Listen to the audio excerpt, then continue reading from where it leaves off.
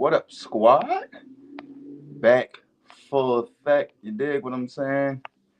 And we about to get the party started. You feel me? Ain't been back in a while. Good morning, squad. Yeah, man.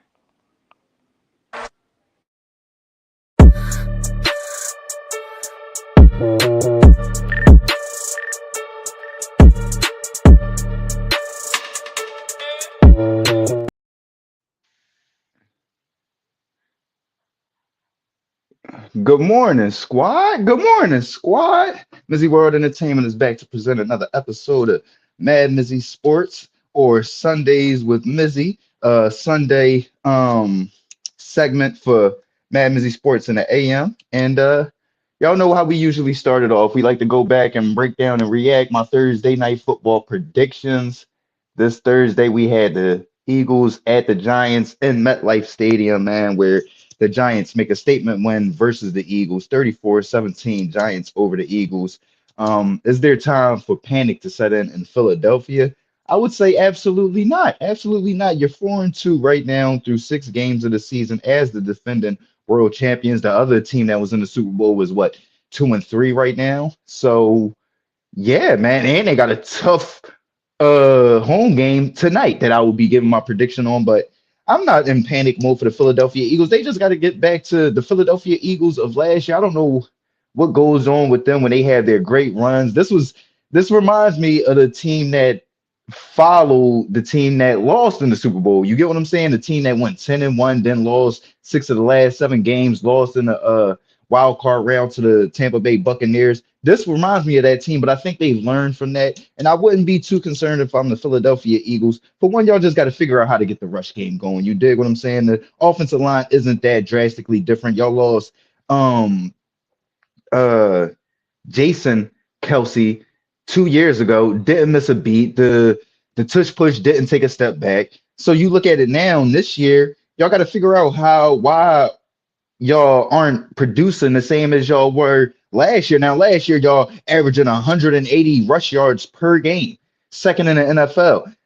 But this year is not even 100 yards a game. You get what I'm saying? So you got to figure out a way to get in between that median. We ain't saying you got to get back to 180 per game on the ground, but to be at 95 yards per game rushing, that doesn't bode well for the Philadelphia Eagles because they're not built that way. You dig what I'm saying? And then you think about defensively. Last year, y'all was ranked second as far as points per game, giving up only 17.8 points per game. And this year so far, y'all ranked 18th. 23.8 points per game, 24 points per game. You're not getting that many rush yards, and you still 4-2. You get what I'm saying? So figure those things out, which I feel like they will figure out. That's probably due to, I believe this is another new offensive coordinator for the Philadelphia Eagles. So that tends to happen. The learning process, to figuring out what's Jalen's strengths, what's his weaknesses, what's Saquon like, where he want to get the ball, how to get him the ball without a million people surrounding him or on top of him. You get what I'm saying? So I'm not too concerned with the Philadelphia Eagles. I wouldn't be too concerned. The city right now, the diehards, they know not to jump ship. You feel what I'm saying? The diehards know 4-2 through 6 games, regardless, is a great start. And you still the defending Super Bowl champs. You get what I'm saying? So you still bopping with that Super Bowl energy.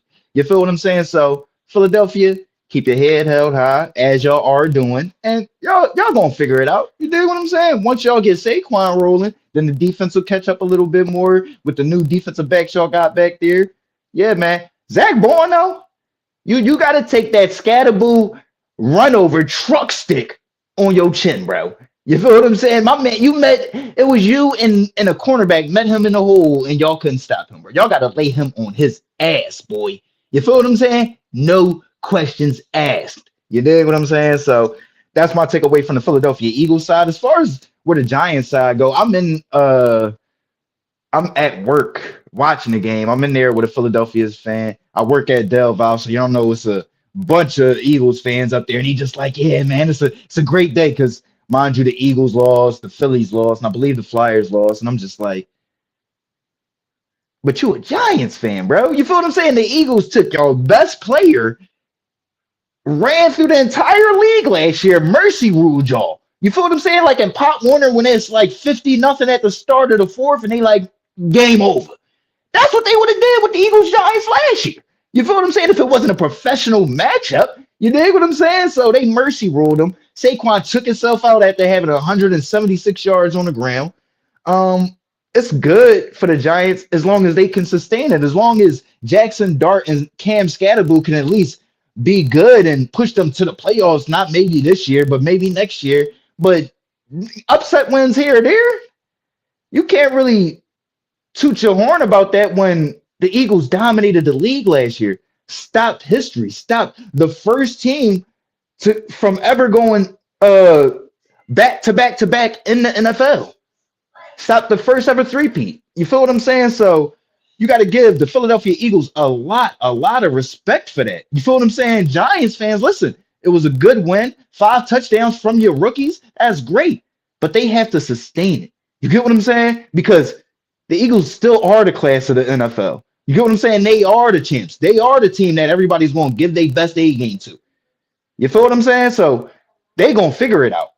But will y'all be able to sustain it, New York? Or will this just be y'all Super Bowl in early October?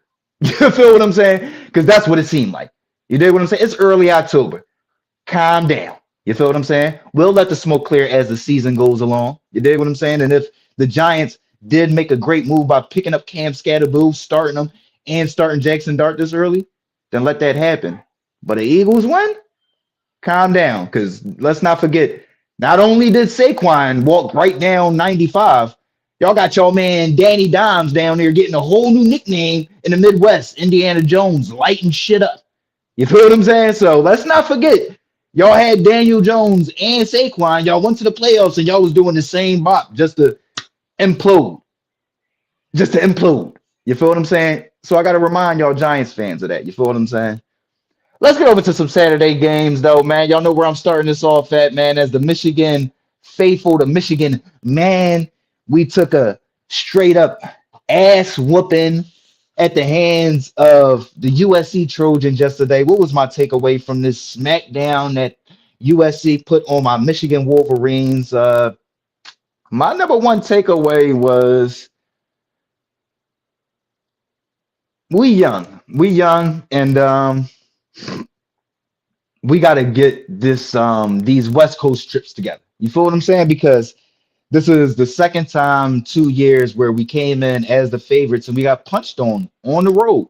You get what I'm saying? Teams was able to do whatever they wanted to us offensively, and then they were able to shut us down on the defensive side. So as a Michigan fan, I mean, listen, Bryce Underwood made some amazing passes yesterday. That interception in the red zone was absolutely a bone crusher. Us losing Justice Haynes during the game was an absolute bone crusher. But you got to figure it out, man. You can't be getting beat on like that, man. 31-13? 31-13, bro. They not better than us by 18 points, bro. Come on, man. Get it together, bro. You feel what I'm saying? And I don't know what it is, but they gonna figure it out. Wink Martindale, you gotta get that defense together, man. You can't be getting gashed like that. You feel what I'm saying? Giving up big plays left and right. It's 14-7 coming out from halftime. You get what I'm saying? So, and you giving up gash plays in the second half. They just running the same counter play. Figure it out. You feel what I'm saying? But I'm gonna keep the faith. Y'all know I don't really push the panic button until it's losses that I'm just utterly shocked and disturbed by. And that wasn't one of them. USC is a good team, and these are two teams that were still vying for position in the college football playoffs, trying to build up their resume. So I'm not going to push the panic button at all.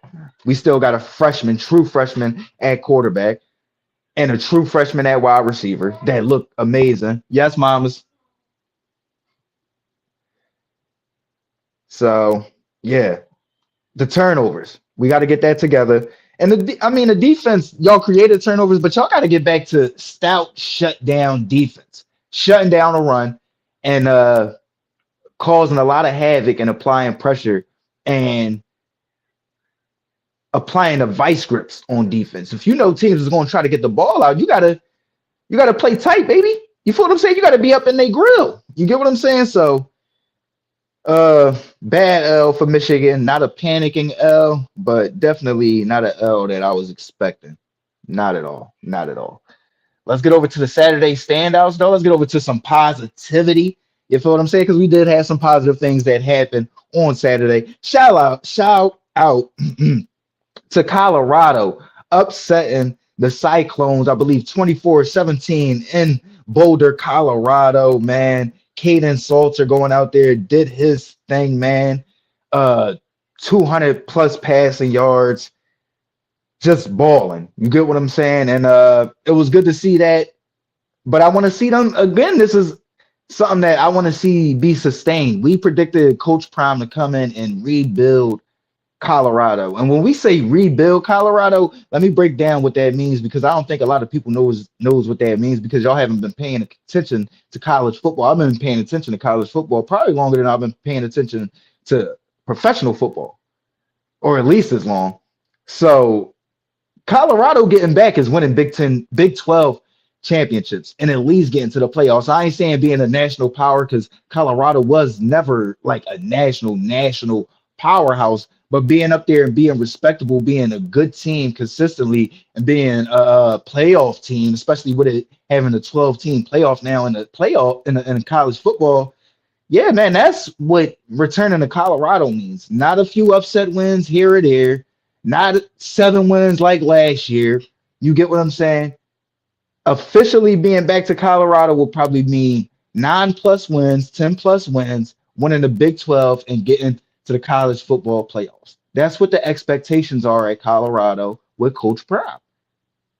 And Caden Salter, he's the senior. He's doing his thing. I know he had a high draft, I mean, a high recruit. I think he had the second highest ranked quarterback in the recruiting class signed to Colorado. So he's definitely going to have the horses moving forward. He's going to have the talent moving forward.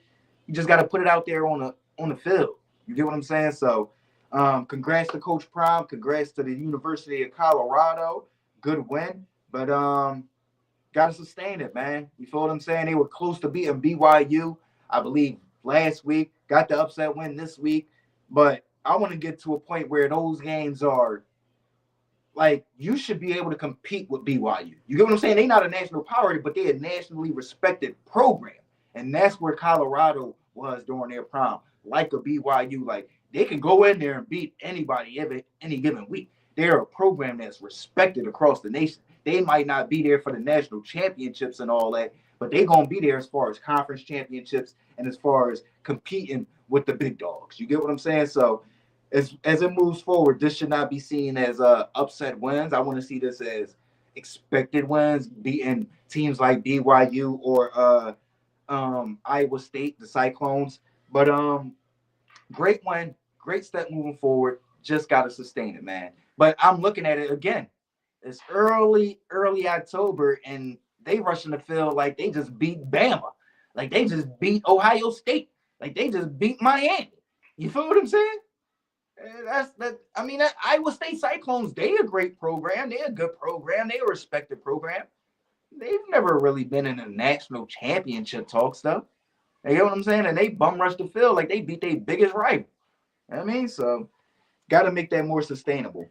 But shout out, y'all know I got to come in and give my you know what I'm saying, my bop on. I told y'all I wasn't going to jump ship on my young boy, man. Arch motherfucking man, bro. What I tell y'all, man, he gonna turn it around. He gonna get it together. They talking about his arm and it's funky and it's looking like this, looking like that. We tend to forget the man played well last year. We tend to forget everybody was shocked that the Texas Longhorns continued to go with Quinn Ewers when he was showing struggles issues during the end of the year last year. So I'm not shocked by this at all. Winning, I had them beating Oklahoma in the Red River rivalry outright simply because they were close to Florida. You get what I'm saying? And I looked at Oklahoma like ever since they dominant went against my Michigan Wolverines, I feel like they've been just going through the motions. They've been getting the wins, but they haven't been dominant as they were against my Wolverines. And it showed up. It reared its ugly head. John Mateer was throwing a bunch of interceptions, throwing passes erratically, and Arch Manning was the one that was calm, collective, throwing accurate passes under pressure. You get what I'm saying? And shout out to the running back that he always want to give his props to, his running mate back there that he gave the entire interview to. He had a great game. I forgot his name. That's on me. But shout out to the running back out there at Texas starting out there. He rocking the whole mullet. I'm like, oh, my man is a monster. Black brother rocking the mullet. You feel what I'm saying? Like he's a monster, bro. And you know the type of confidence you gotta have as a man, as a black man, to rock a mullet, bro. He's a beast. He's an absolute monster. You feel what I'm saying? So shout out to Texas. Shout out to the Longhorns, man. And shout out to my young boy Arch Manning, man. At the end of the day, I'm a root for dudes because of their last name, regardless if it's white or black. You feel what I'm saying? If I fucked with your pops or your uncle, I'm going to rock with you. So that's why I do root for Shador, because just of his last name. Primetime was one of my favorite athletes growing up. So, of course, I'm a root for his sons. You feel what I'm saying? Yes, I'm a root for Arch Manning. Peyton Manning is my favorite quarterback of all time, bro. And you got Arch Manning, he out there, and he got wheels. Y'all see that run, the read option? You damn right I'm a root for him. What you talking about? I ain't apologizing. I'm a root for both of them. What you talking about? You dig what I'm saying? Let's move on now. Congrats to the Texas Longhorns and to the University of Colorado, the Colorado Buffalo. You dig what I'm saying? Let's get over to the NFL, though, the meat of the episode. What we all here for? You feel what I'm saying? It's Sunday, we got the game on in the background. You feel what I'm saying? Right?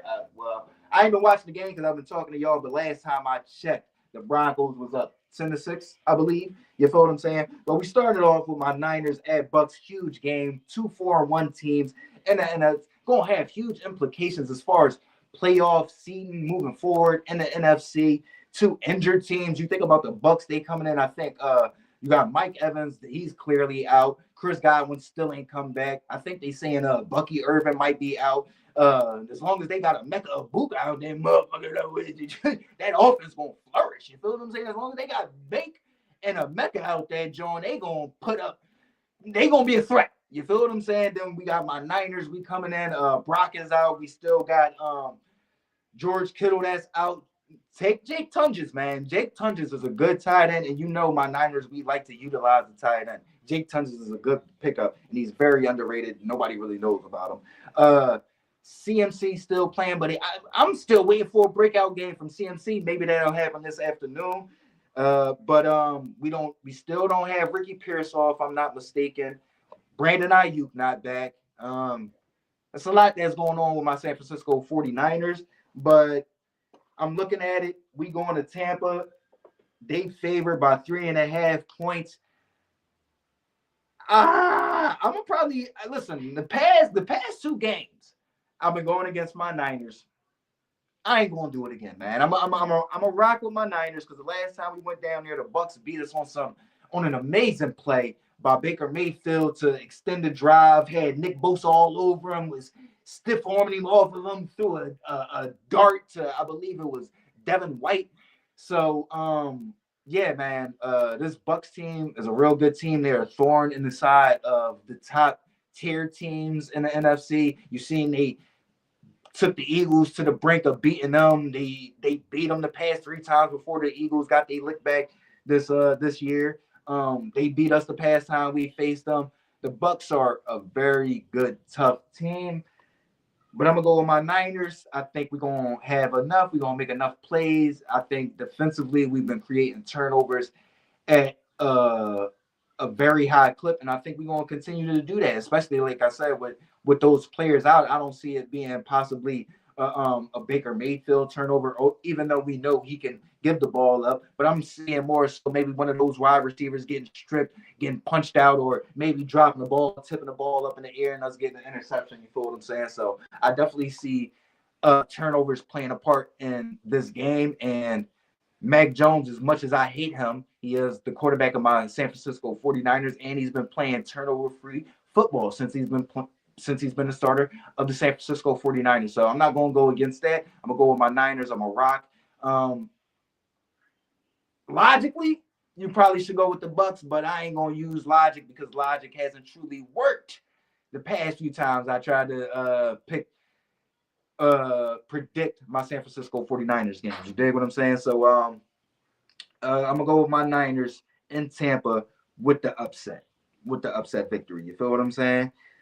Let's get over to my one guarantee, my one upset. Right now on the year, I believe 4-3, 4-3, something like that, man. I know the Chargers done folded on me when I had them against the Giants. I didn't come back last Sunday, so yeah, I think I'm 4-3 on the year.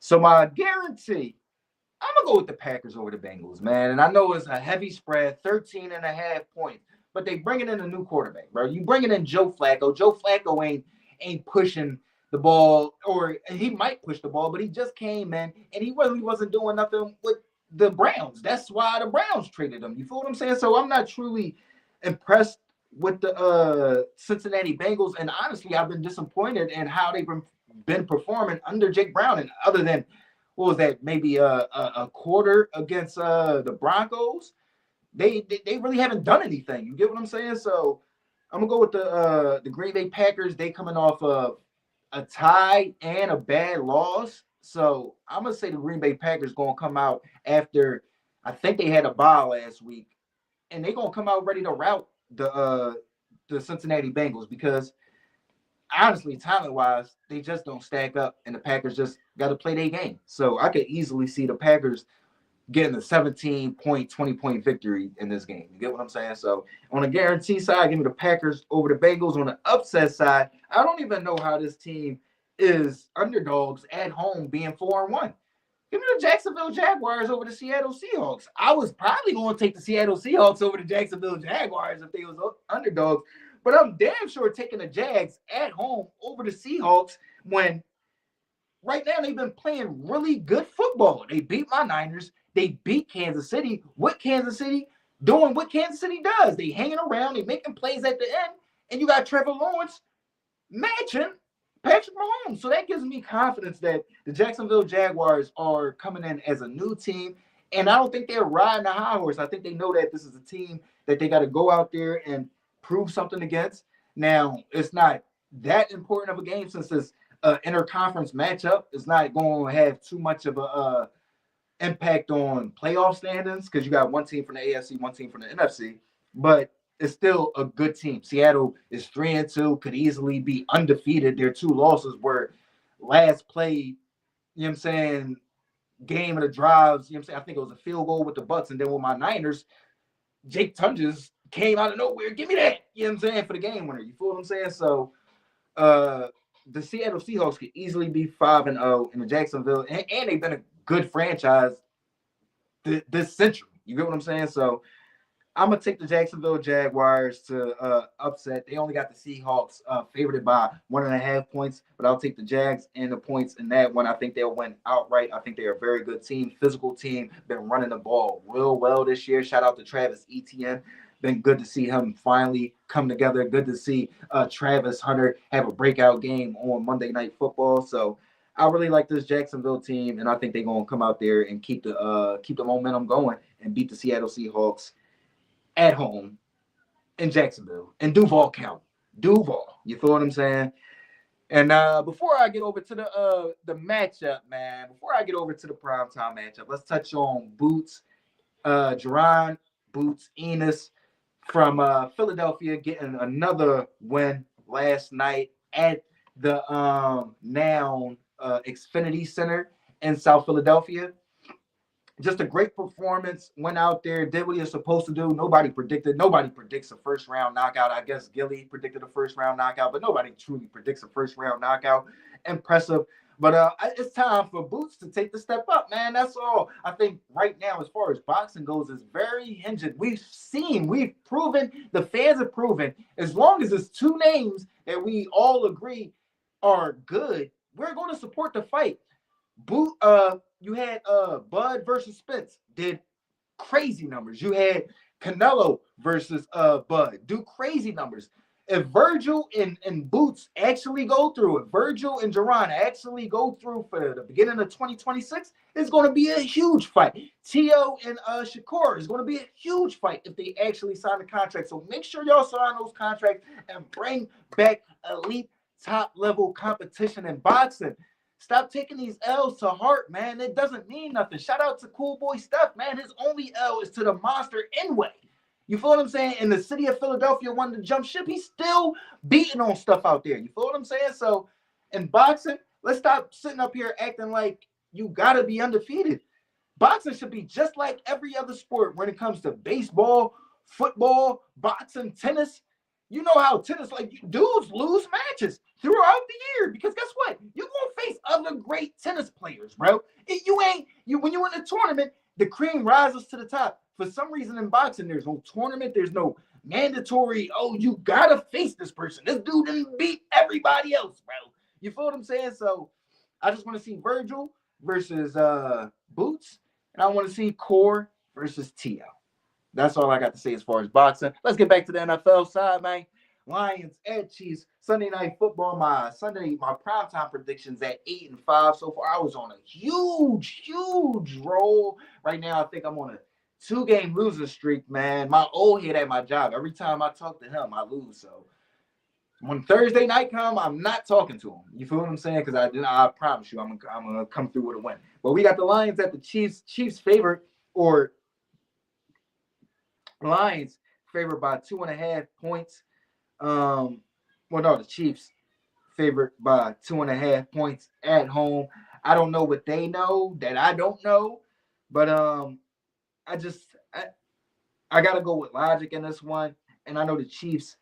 I went with logic when it was Chiefs versus Ravens, but logically the Chiefs always have the Ravens number. Spagnola always has Lamar Jackson's number, and it was proven again in that matchup. But to me, I'm looking at the matchup of the Chiefs versus the Jags, and it looked like the Chiefs kind of reverted back to, yeah, they good, but they still not great. You get what I'm saying? And I think the Lions are in the mode of molding into great. And I think they know how big this game is. Again, it's another interconference matchup. One team from the AFC, one team from the NFC. But they know that the Chiefs are still the cream of the crop when it comes to the AFC and the NFL. They right there with the Eagles. You get what I'm saying? Even above the Eagles. Like the Eagles, the defending champs, but we know the Chiefs are the team of the decade. You get what I'm saying?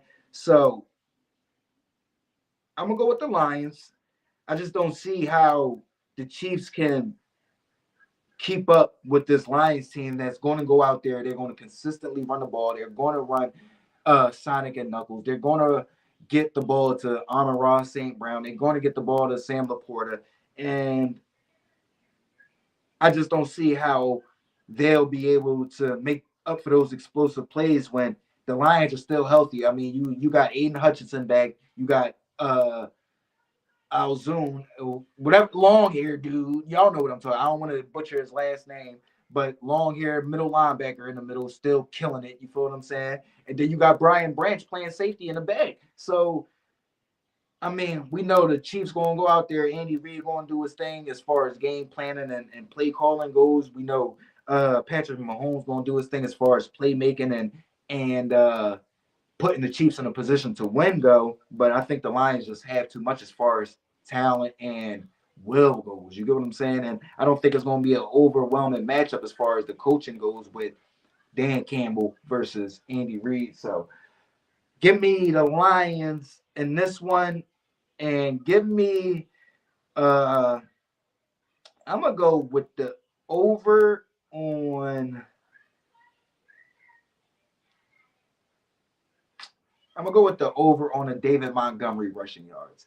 I like David Montgomery, and I think he's been showing out huge in these primetime games. I don't know what his rushing yards is right now. Stay tuned for my story and all that. I'll post all that as far as like where his rushing yards is as far as the line for the over and under. But yeah, I'm gonna go with the Lions and the points and give me the over on a David Montgomery rush yard. You feel me? So that's my Sunday episode. Right now, I still don't know what the score is in the Broncos at Jets game. I hope y'all have a great Sunday. Enjoy the matchups. Enjoy the games. Let me know what y'all predicting so far. Eagles fans, comment on what y'all think y'all need to do to get back to the dominant team that y'all were last year. Michigan fans chime in on what we got to do to get back or to show up when we go on the West Coast. You feel what I'm saying? Oklahoma beat on us, Washington beat on us, uh, USC beat on us. We got to figure that out. You feel what I'm saying? And give me your predictions on the primetime game, man. Who y'all taking in Lions at Chiefs? Because I do think this is a tricky matchup, especially with the Lions beating the Chiefs the last time they faced them in Kansas City. And the Chiefs lost their last home game. So that's a lot.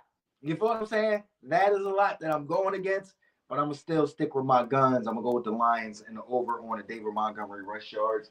Right now, okay. It looked like the Jets just had a scoring drive before I send y'all on your way. Give y'all a final update on this score right now. You know what I mean? I'll be surprised if the Jets win this game just because the Broncos been real consistent. You know what I mean? Bunch of field goals. You feel what I'm saying? 10-9. I feel like that's how the Jets probably going to end up going throughout the rest of this game. It's just a bunch of field goals. You get what I'm saying? So let me know what y'all think. Enjoy Sunday. I'll be back tomorrow with Mad Mizzy Sports in the AM squad. Like, comment, share, subscribe, alert. And yeah, man, enjoy y'all Sunday.